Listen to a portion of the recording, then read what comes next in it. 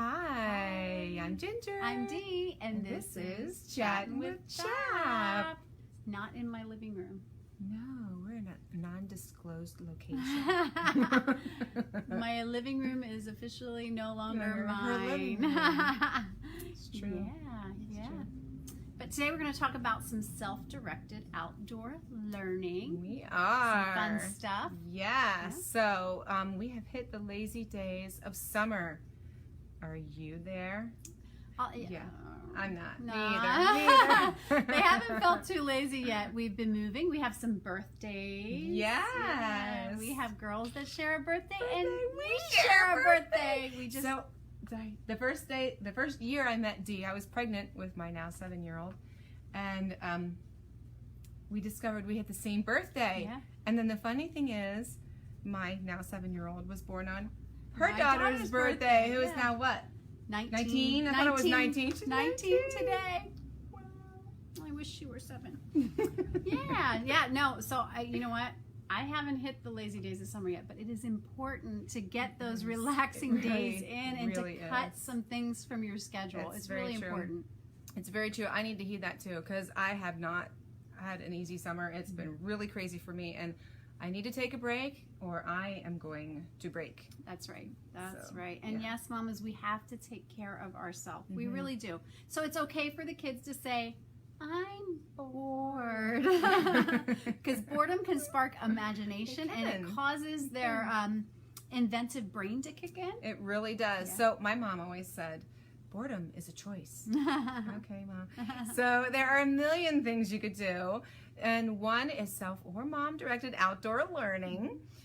This is a great way to slow down, enjoy the outdoors, and connect with your kids in nature. And Dee was like the super queen of this back in the day. Back in the day. Right? Yeah, we love to be outdoors. And so as soon as we could get out there, we were doing something outside. We had lots of field guides.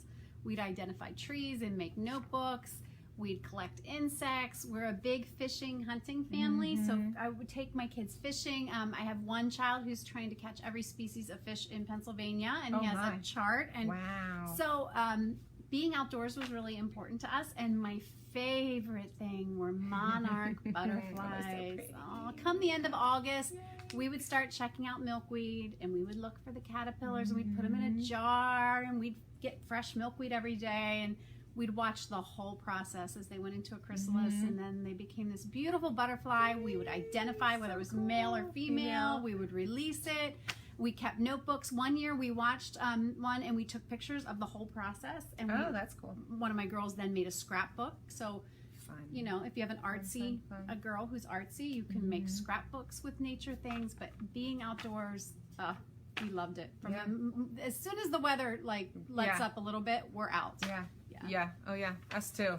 That's awesome. So, and that's just science. I mean, there's a lot of outdoor, nature-y, sciencey things too. And there was hiking. Of course, you're hiking around looking for your little critters and all that sort of stuff, or just laying in your yard looking at what are the ants doing today? Why did 5 million ants go? And I have this sidewalk, and all of a sudden, sometimes there's like 5 bajillion million ants that come out of nowhere. Like, why did you come out today? Like, I don't even understand, but whatever. My kids blow on them, and they look like the ocean. It's really kind of funny. But anyway, so besides the awesome science stuff you can do, there's hiking and biking and swimming and volleyball and croquet and badminton and all those things. And those types of things with the mallets and the balls, that's great hand-eye coordination. So if you want to develop that, you can do that. And that PE along with science, I mean, endless. That's right. Endless opportunities there with physical education. So you want to make sure that you are soaking up as much of that good outdoor time as you can while you can. That's right. That's right. Reading out loud in the yard is also another really enjoyable activity. You grab a blanket, a hammock, your favorite chair, enjoy a book.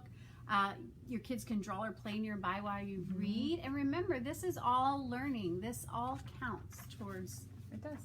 Yeah. It does, but it can be relaxing. Yes. It doesn't really have to be structured. Yeah. You can just kind of do it. That's right. Which is really cool. So my kids like to swing while I read. So they swing and I read, and we live where there's a lot of trucks that go by, so sometimes that's really loud. But you can do your regular read aloud activities too. Like they can play Legos and all those types of things that you do, or they can craft or paint. I used to have my guys paint outside when it was nice, and then Keep your the mess mess is not to outside. be in your That's house. right. And they can use the hose to rinse all their brushes and whatever. And one time, my kids took watercolors, whatever, the washable ones. Yeah, And washable they temper actually paints. painted the swing set. Oh, fun. And my husband came home and he's like, "What happened to the swing set?" I was like, "Oh, don't worry. It's going to wash away in a few rains. Everything will be good." It sure did, right? It did. You know what? And they can get a pile of blankets, tarps, umbrellas, clothespins, bungees, ropes, whatever, and turn it into an amazing hangout space outside. Yeah, Who you knows got what it. they'll come up with? Yeah, and it rained so much last year. My kids did one just so they could have a hangout outside. Yeah. They sat out there and read. They had pillows. They put down tarps and everything, and then they put out tables and pillows and chairs and stuff, and took all their drawing supplies and stuff outside and hung out in their cool little fort so they could get out of the house. It was a rough summer last year. It was so rainy. Yeah. Oh, man. Yeah, so it sparks their imagination It totally and their did. problem-solving skills. Yes. Yeah, like what am I going to do to keep this blanket in place, and how do I hang this up so that I can sit underneath it? It's like engineering. There's a lot of things look they at have to that. do. Really Yeah, engineering. they're That's all good awesome. thinking skills. They are. And don't forget quiet time. Quiet time is always awesome. It slows everybody down. When it starts to get a little crazy and everyone's like, "Mom, Mom, Mom, Mom." Okay, you know what? Let's do some quiet time. It's good. So if your kids don't nap, it's okay. They can take a pile of books, picture books if they can't read, readers if they can. They can nap. My now 7-year-old was the queen at putting herself to sleep. She's like, "Mom, I'm tired." Okay, she just go lay on the sofa and go to sleep. Oh, It's that's amazing. That's wonderful. It was Yeah. amazing. So anytime quiet time, just That's right. chill time. It is is good. It's a good for mom. welcome break from the busyness. It is. Yeah, It we're too really, busy. Really, we are. We are definitely too busy. So take care of yourself, Mama. Slow down. Enjoy the summer, and don't let it take over. That's right. You can learn to say no. It is okay not to do everything. We really have to start working from a place of rest instead of resting from all of our busyness and all of our work. Yes, that is so very true. It is necessary to not do everything. That's right. It's necessary to learn to say no. So, Right. and the kids will live if they miss Touch a Truck Day at the library.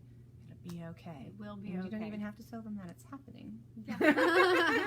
So that is it Yeah. for today. Next Some week we're going ideas to talk about some. some field trips. So like if it's raining or you do need. Want to go somewhere? Yeah. We have some field trip ideas. Yeah, it'll be fun. It will be. All right. Well, this This has has been been Chattin' with CHAP. See you next See you week. later.